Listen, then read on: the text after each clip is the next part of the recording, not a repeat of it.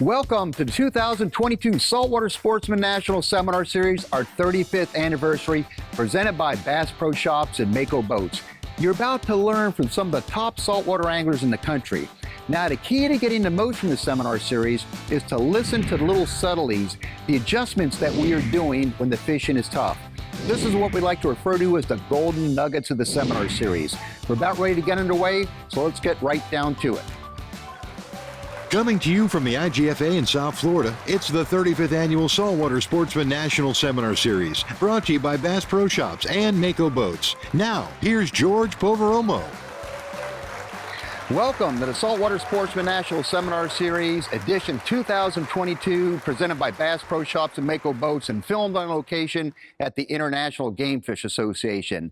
A very unique topic here is going to be Tripletail, and I've got I like to say distinguished panel. This is more of, could be a firecracker type of a panel. Hopefully we got a lot of good information between a lot of the energy that may or may not be misguided on this one. But working on the panel with me, one of Islamorada's best known backcountry guides, runs out of Bud Mary's Marina, the one, the only, Captain Jim Willcox. Next to him, out of the Tampa Bay area, with Blackneck Adventures Charters, the one, the only, Captain Mike Goodwine. And of course, the individual I grew up with. And I don't know whether we're just friends or I sort of in charge of taking care of him and trying to keep him out of trouble, which is a full-time job. My lifelong buddy, Harry Vernon III. All right, here's a fish, a species that has really shifted into high gear in terms of popularity, tripletail. Whereas before, they used to be incidental catches, now people want a target tripletail. And we've got a unique blend because we have Jim Willcox representing the backcountry of the Florida Keys, Mike Goodwine from the Tampa Bay area, and Harry Vernon, sort of more like me out of the South Florida area, where our tripletail catches mainly come off of floating debris offshore in the Gulf Stream. So different tactics and approaches. And I'll kick this one off, and I'm going to throw to Mike first. When it comes to the trophy class world record size tripletail, Port Canaveral area, that section of Central Florida, reigns king. I've fished up there before and I've taken tripletails as heavy as 22 pounds. For whatever reason, they seem to come in there, whether it's a breeding situation or what, but they're enormous. And I was shocked to learn that Tampa Bay and that complex there has giant tripletail. So Mike, give me an idea about tripletail fishing in your part. When do you start to see these bigger fish, and where do they tend to hang out? I know around structure, but give us a rundown. Okay, we have basically two times a year where they show up real good. Right now in the wintertime, and they get off the beaches when all stone crab guys put their traps out, and you go catch them off the crab buoys. And then in June and July, they move inside the bay, and any kind of pole, anything floating, anything in the water. But how deep inside the bay do they actually get? They run all the way to downtown Tampa. I mean, all the way through the bay. And the good guys who actually like get the real big ones, they have their own.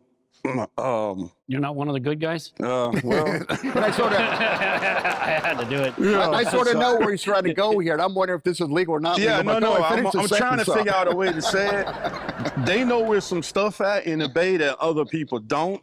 You know, they use their simrad and they found something on the bottom that nobody knew was there. Imagine and that. they catch their fish off of it. Imagine that. All right, real quickly, give me some of the larger tripletail that have come from the Tampa Bay area, including some of your personal best. Over in Tampa, we measure in inches. We don't go with pounds. Y'all go with pounds over here?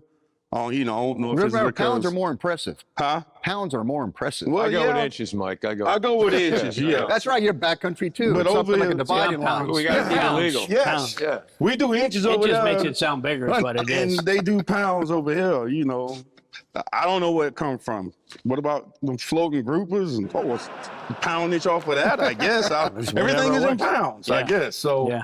over on our side is inches. We like to measure. So, All right, so give us an idea. Do the conversion real fast. Pounds. 27 inches is my biggest one. And so I'm a fisherman. I'm going to say 27 inches was 14 pounds. All right, that's definitely big. All right, now, See, Jim, that'd be you're 30 hearing pounds Mike where talk we're at. about that. Your situation back there, when you're going for triple tail, again, he's mentioning going for the crab pots.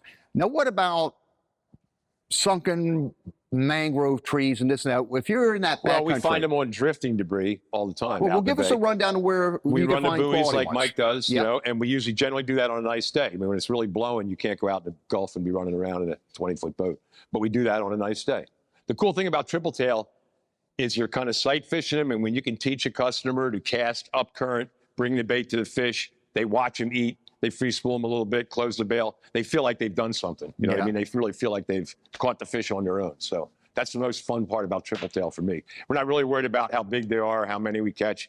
They raise the limit to 18 down here. How about up there? Yes, it's 18. So there's a lot of 17s that are fat, chunky fish Yep. that we're throwing Never back. make it. Well, hold that thought. We're going to run to a commercial break here, but when I come back, I want to grill you more on the how-tos of fishing those buoy lines. I want to get into some of these mangrove areas that might hold them too.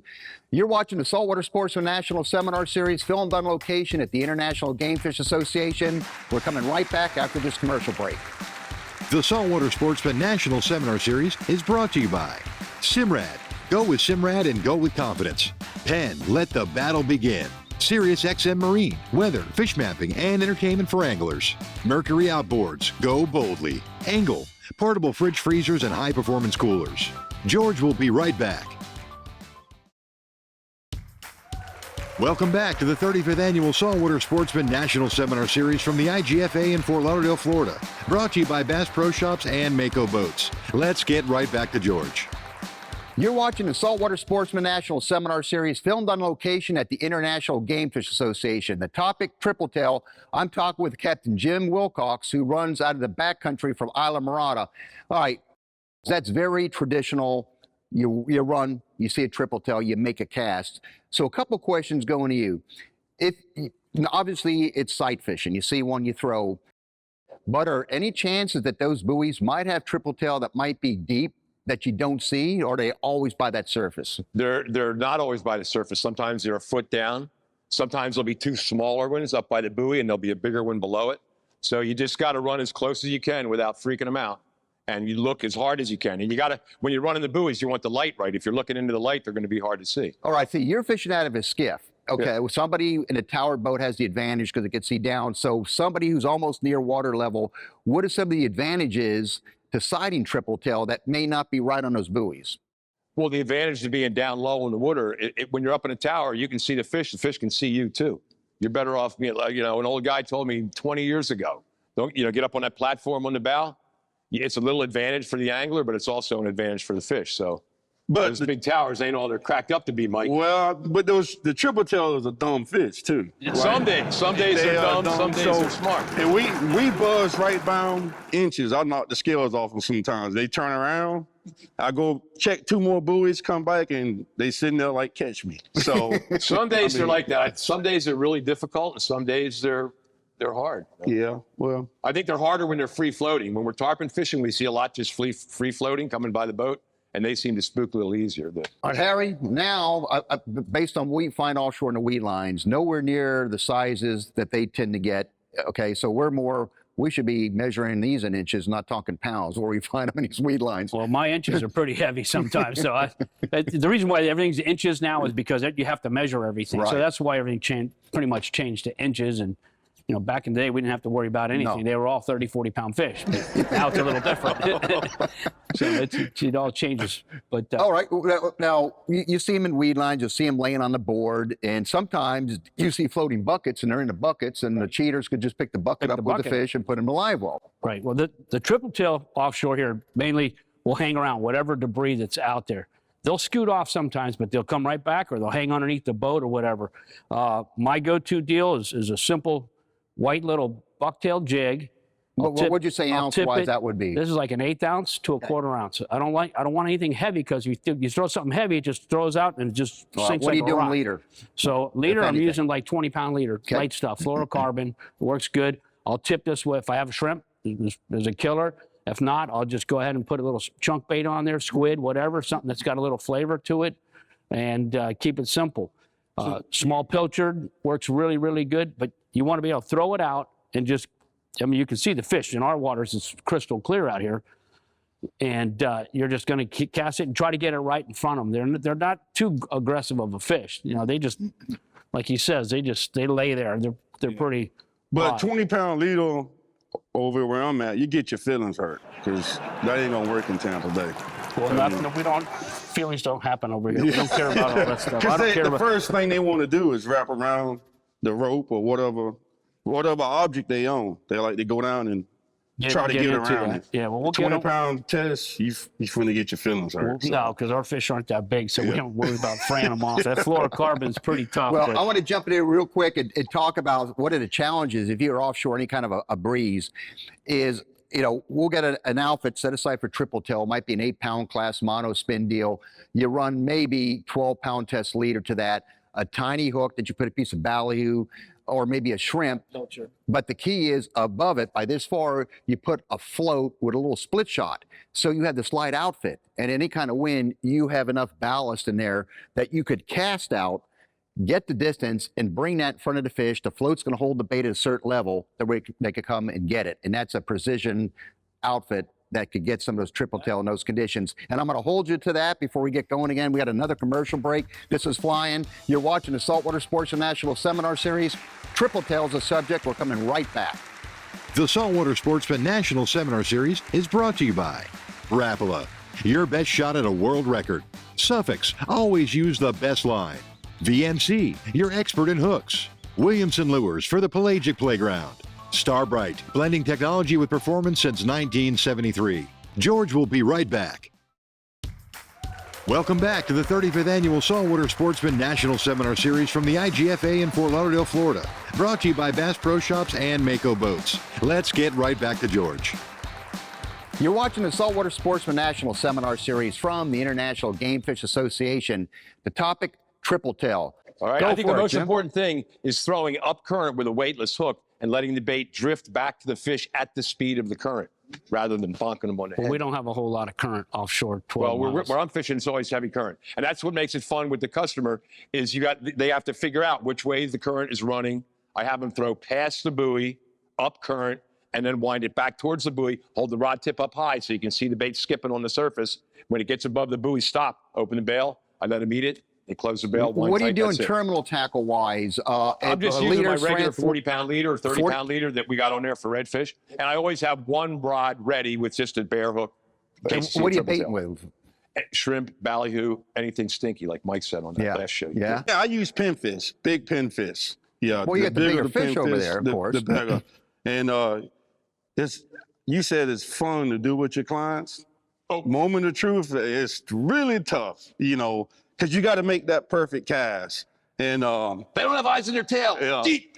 The other side of the buoy. The other All side. right, wait a minute. We're going to try again. Yeah. All right, hang on. And you know, I've taken Yeah, some Becky, you're gonna- skilled guys, Yeah. some guys that think they know what they're doing, like her. me. And have them try to cast out a triple tail, and I'll say throw right at it, and it'll go 10 feet to the left Yeah. or to the right.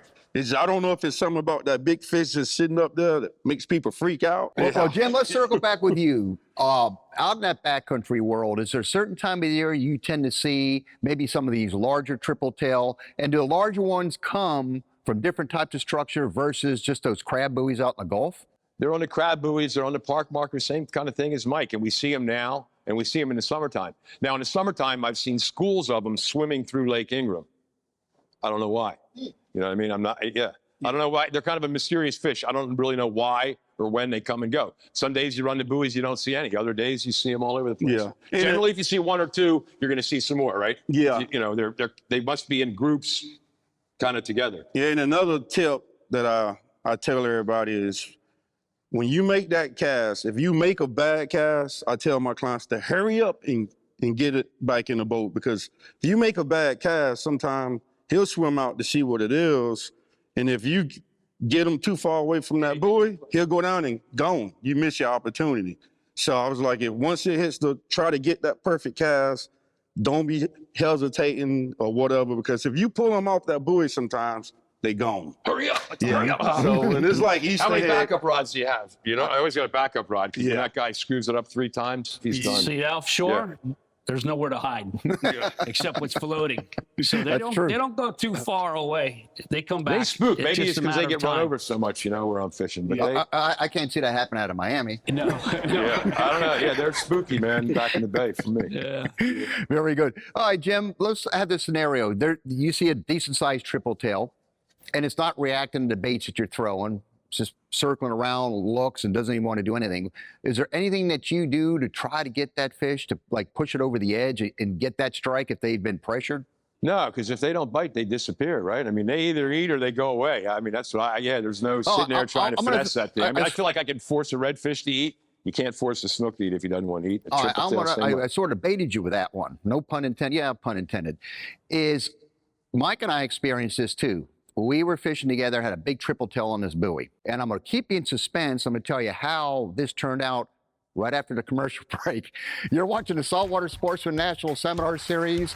The topic, triple tail. We're coming right back. The Saltwater Sportsman National Seminar Series is brought to you by Columbia Sportswear. Stay cool and protected while fishing. JL Audio. Ahead of the curve. ACR. Building survival products since 1956. Florida Keys and Key West. Visit flakeys.com. George will be right back. Welcome back to the 35th Annual Saltwater Sportsman National Seminar Series from the IGFA in Fort Lauderdale, Florida. Brought to you by Bass Pro Shops and Mako Boats. Let's get right back to George. You're watching the Saltwater Sportsman National Seminar Series. The topic, triple tail. I'm engaged in a conversation with the panel members. Mike Goodwine and I had a trip. If you remember, we were just bombarding that fish, so much so, instead of just backing off and having one come in and try to finesse it, that fish went down. And I said, Mike, that fish has got to be down near the bottom somewhere. And you're pitching live baits. I think you're pitching chunk baits. I grabbed this Storm soft plastic. And I know you didn't think that thing was going to hit. I'm going to bounce this thing off the bottom. That fish should not get that far from the pole. It might retreat, but it might be near the bottom. So I'm bouncing it down there, and all of a sudden it started to raise up on one of your baits, but your bait came off the hook. He's chasing the hook. I reeled a soft plastic right there by the boat, and that fish ate the soft plastic. Yeah. So the point I'm making here is not to speak who caught the fish, But when they go down, start working in the bottom. Why not send a little sinker rig down with a live bait, let it sit in the bottom where they may not feel that pressure? Yeah, well, the point I'm making is a blind squirrel will find an acorn every now and then. You just looked up on that. Every once in a while, somebody will. I think he knocked that fish off. That lure was probably this big. But you know what? It ended up in the boat, didn't it? And later on, it ended up on your Traeger grill. It did. Now Howie told me this last time we were together. I forget what we were doing. We were talking about triple tail. And he said they're a lot like women. When you find a difficult one, just move on to the next one. That's all you can do. That's what you got to do. What you got to do. Well, there we go. I think our triple tail rating went from G to about a PG-13. America's Most Wanted right here. All right. Or I could I do the bait, speaking like with my girlfriend. I cook something and I tell her he'll try this, and she won't. I just keep saying, he'll try it. And finally she'll just give it to me and she'll eat it. So I kind of do that with the triple tail too. And I don't too much eat fish, but triple tail is so awesome. Usually when I have a bunch of triple tails, people want to come over because it tastes so good. So when I'm filleting those triple tails out, I will leave one nugget full of bones, just full of bones. So when I serve it to the people, one of those people eating is gonna grab that one with the bones, is gonna get stuck in the throat. And I do that to make the food last longer, because once that one person get that one with the bone, everybody slow down. Tells everybody. Yeah, they slow down, and then the food lasts longer. So make sure no kids ain't eating dinner, so. Kids that you like, anyway. So. Yeah, the neighbors. All right, circling back around these trophy fish, I had fished, I'd actually had done a show with Troy Perez, a good buddy of mine. I've known him for decades, even hate to say it was that long.